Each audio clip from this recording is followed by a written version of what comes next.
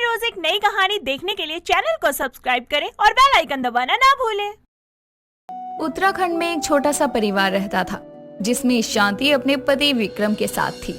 शांति को हमेशा डर लगा रहता था कि कहीं उसके परिवार को कुछ हो ना जाए, क्योंकि विक्रम एक अपाहिज था और शांति भी पेट से थी। प्रेग्नेंट होने के बाद वो लोगों के घरों में जाकर काम किया करती। ऐसे ही एक बार की बात है, शांति का पति विक्रम बेड पर बैठे हुए शांति से कहता है, अरे शांति, तुम कितनी मेहनत करती हो। एक मैं हूँ, अपाहिजों की तरह बेड पर पड़े रहता हूँ। अरे मुझे तो खुद को तुम्हारा पति बोलते हुए शर्म आ रही है। ये आप कैसी बातें कर रहे हैं? आप जैसे भी हैं मेरे पति हैं, और पति तो एक देवता का रूप होता है। अरे ऐसा कौन सा देवता होता है जो आए दिन बिस्तर पर पड़ा रहता है? मुझे बाहर जाकर काम करना चाहिए, मुझे तुम लोगों की रक्षा और सुरक्षा करनी चाहिए, लेकिन मैं यहाँ पूरा दिन पड़ा रहता हूँ और मेरे होते हुए मेरी पत्नी बाहर जाकर काम करती है। बस करिए विक्रम जी, और कितना खुद को कोसेंगे? अरे जो होता है अच्छे के लिए ही होता है। तुम्हें अभी भी लगता है कि कुछ अच्छा होगा? यहाँ मैं अपाहिज होकर बैठा हूँ और तुम। मैंने आपको कहा ना, शांत हो जाइए। इस तरह से अब शांति विक्रम को शांत करवाती है और अब कुछ समय बीत जाता है। ऐसे ही एक रोज शांति अपनी मालकिन नेहा के घर लेट पहुंचती है और उसको अपने घर लेट आते देखकर नेहा कहती है, आ गई महारानी, मुझे तो लगा तू आज आएगी ही नहीं। वो मुझे माफ कर दो मेम साहब, दरअसल मेरा पति अपाहिज है और ठंड का समय आ गया है, इसलिए मैं मेरे पति के लिए कंबल निकाल रही थी, इसलिए थोड़ी देर हो गई। हाँ हाँ चल ठीक है, अंदर आजा, खाना बना दे, बाकी का काम तो मैंने कर ही दिया है। इस तरह से शांति घर में खाना बना देती है।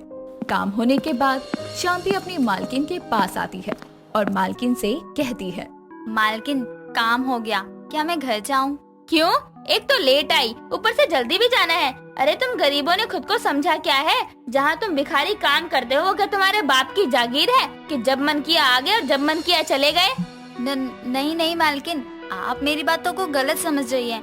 वो दरअसल मेरे पेट में दर्द हो रहा था, साथ ही मैं पेट से हूँ ना, तो मुझे स्वेटर की भी जरूरत है, इसलिए सोचा कि आज थोड़ा जल्दी निकल जाऊँ।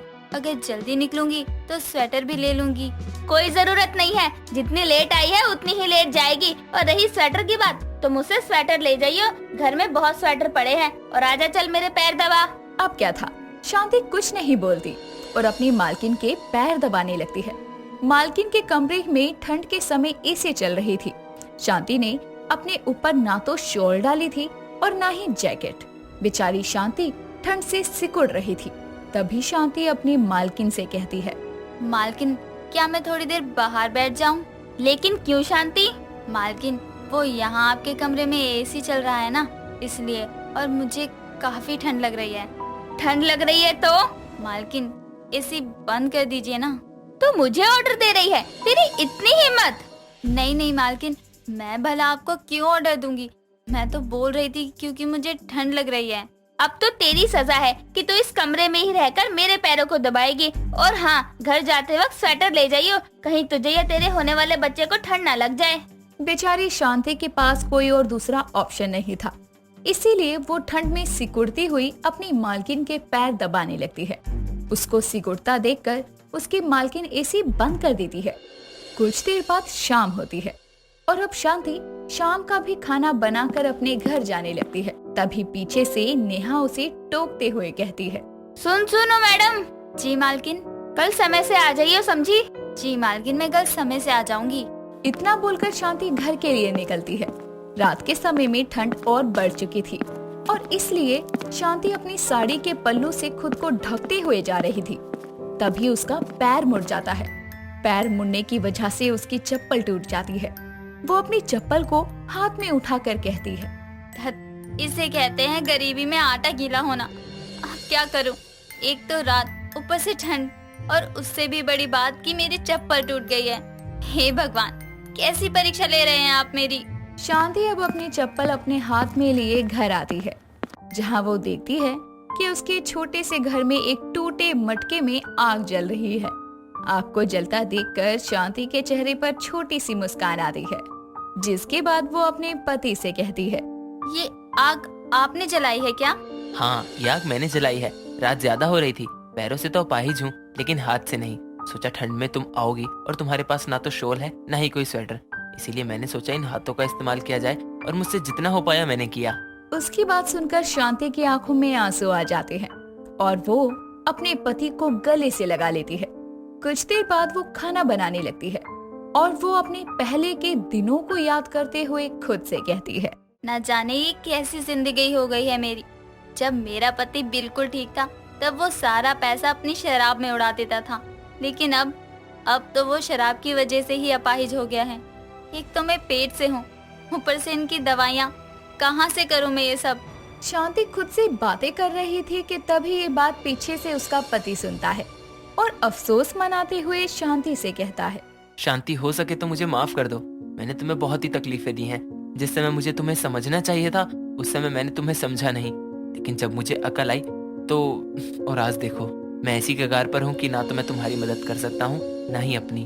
विक्रम जी, कैसी बात करते हैं आप? मैंने आपको कितनी बार कहा है आप खुद को मत कोसा करो, लेकिन नहीं, आप हैं कि मेरी सुनते ही नहीं हैं। आपको पता है पति के रूप में भगवान औरतों को देवता देते हैं और भगवान जो भी करते हैं वो अच्छे के लिए ही करते हैं। मुझे तो अभी तक कुछ भी अच्छा दिखाई नहीं दे रहा शांति। तुम पेट से हो, उसके बाद भी तुम इतनी मेहनत वाला काम करती हो। रोज सुबह ठंड में आना जाना बहुत मुश्किल होता है। शांति उसको एक बार फिर से चुप करवा देती है, जिसके बाद दोनों खाना खाकर सो जाते हैं। अगली सुबह 8 बजे जल्दी से शांति अपने मालकिन के घर जाती है, जहाँ नेहा उसे नंगे पांव देखकर एक बार गुस्से में कहती है, यू शांति, घर में मत आना तुम। पर क्यों मालकिन, तुम नंगे पैर आई हो, तुम्हारी स्लीपर्स कहाँ हैं? वो मालकिन, कल रात जब मैं घर जा रही थी तब मेरा पैर मुड़ गया था, जिस वजह से मेरी चप्पल टूट गई। अच्छा ठीक है, मैं पानी लाकर देती हूँ, तुम पैर धो लो। इस तरह नेहा उसको गर्म पानी लाकर देती है और शांति अपने पैरों को धो लेती है, जिसके बाद शांति अंदर आती है और अपनी मालकिन से कहती है, मालकिन, आज महीने का पहला दिन शुरू हो रहा है, क्या आज मुझे मेरी पगार मिल जाएगी? हाँ, शाम तक मैं तुम्हें तुम्हारी पेमेंट दे दूंगी, लेकिन उससे पहले आज तुम अपने लिए एक स्लीपर ले आओ। जी ठीक है मेम साहब। इस तरह शांति अपने कामों में व्यस्त हो जाती है। तो वहीं दूसरी तरफ नेहा को अचानक ही बाहर जाना पड़ता है। जब वो बाहर जाती है तो हर तरफ कोहरा था और ठंड भी ज्यादा थी। ये देखकर नेहा खुद से कहती है, हे भगवान, बाहर तो कितनी ठंड हो रही है। शांति सुबह के समय कैसे आती होगी? एक तो प्रेग्नेंट है, ऊपर से नंगे पैर चलकर आ रही है ठंड में। जो भी है, घर जाकर इस बारे में बात करती हूँ शांति से। इस तरह नेहा अपने बाहर का काम निपटा लेती है और कुछ देर बाद अपने घर आती है, जहाँ नेहा शांति को आवाज लगाकर कहती है, शांति, ओ शांति, कहाँ हो? जरा बाहर तो आना। जी मालकिन, बोलिए। यार शांति, बाहर कितनी ठंड हो रही है और तुम प्रेग्नेंट हो, तुम्हें इतनी ठंड कैसे बर्दाश्त कर लेती हो?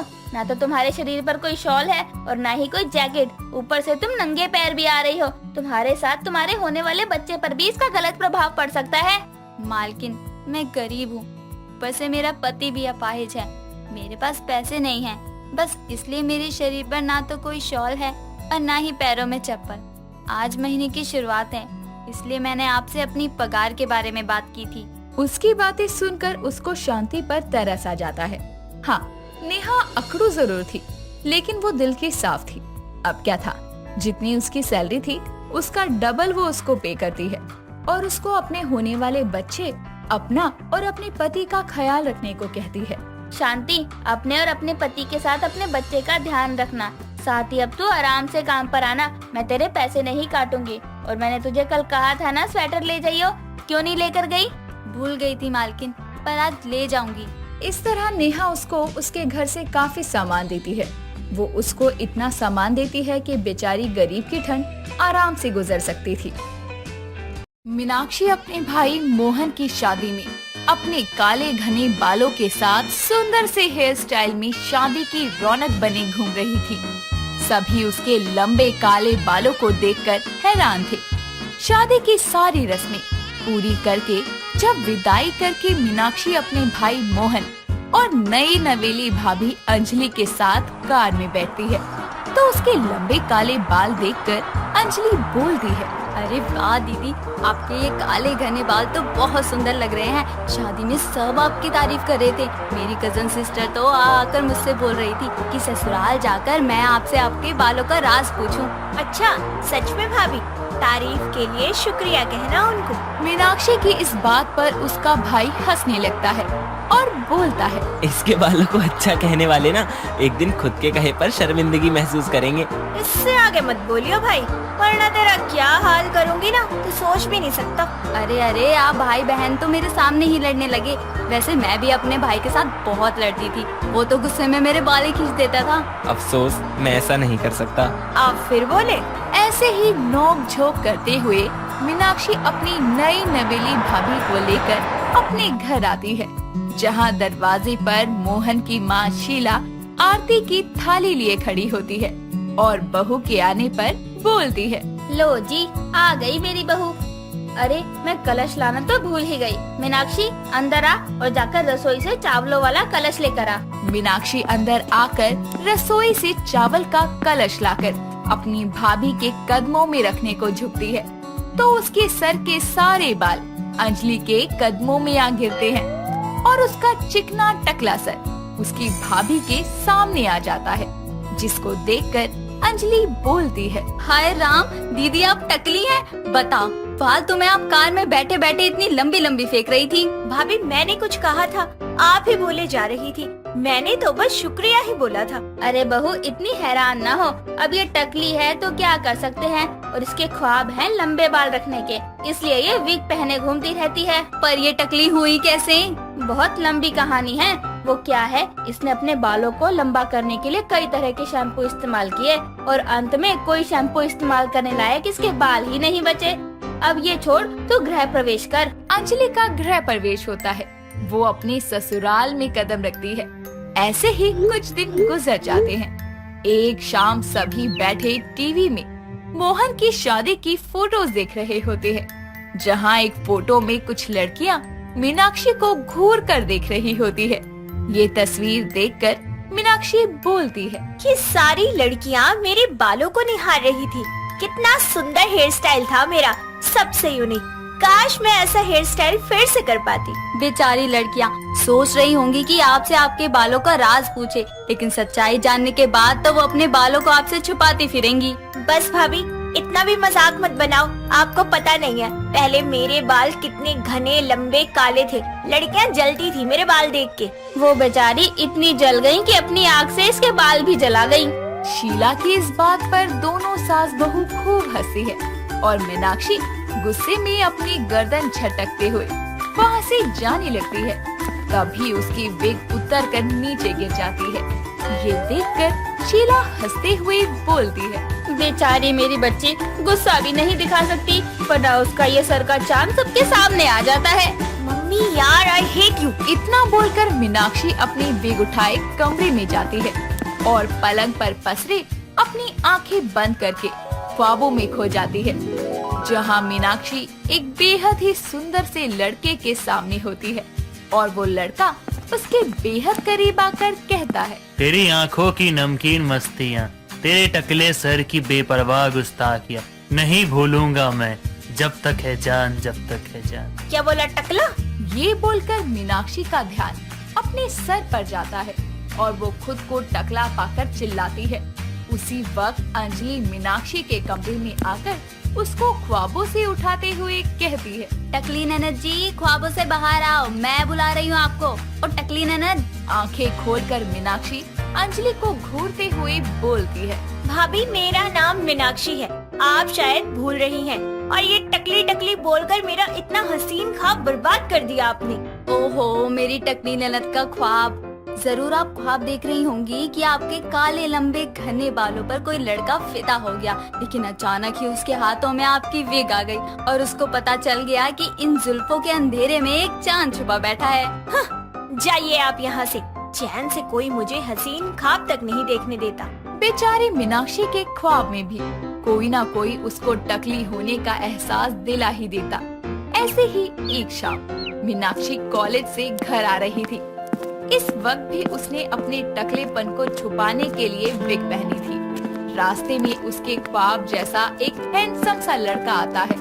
मीनाक्षी उसको देखने में इतनी खो जाती है कि वो चलते चलते उससे टकरा जाती है और वो लड़का जैसे ही मीनाक्षी को गिरने से बचाने के लिए अपनी बाहों में थामता है, तभी बेचारी मीनाक्षी की विग एक बार फिर उसे धोखा देते हुए नीचे गिर जाती है और उसका चांद सा टकला सर देखकर वो लड़का उसे संभालने की जगह गिराते हुए कहता है, माफ करना दीदी, मैं चलता हूँ। मीनाक्षी की सच्चाई सामने आने पर बेचारा ख्वाबों वाला लड़का तो उसे पटक कर निकल जाता है। तो वही मीनाक्षी अब अपने टकलेपन से परेशान होकर घर आकर अपनी विग को फेंक देती है।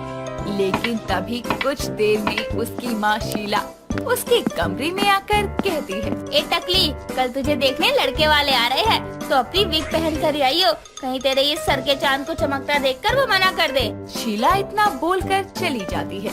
लेकिन अब मीनाक्षी अपने इस टकलेपन को छुपा छुपा कर थक गई थी। अगले दिन एक अमन नाम का लड़का अपनी माँ सविता के साथ मीनाक्षी को देखने आता है। मीनाक्षी उनके सामने एक सुंदर सी साड़ी पहने लंबे बालों की विग लगाए आती है और उसको देखकर लड़के की माँ बोलती है, अरे वाह, आपकी बेटी तो बड़ी सुंदर है और इसके लंबे बाल वो तो और भी सुंदर है। पता है बहन जी, इससे पहले भी अपने बेटे के लिए एक लड़की देखी थी, पर वो तो टकली निकली। पता नहीं आजकल की लड़कियों को क्या होता जा रहा है।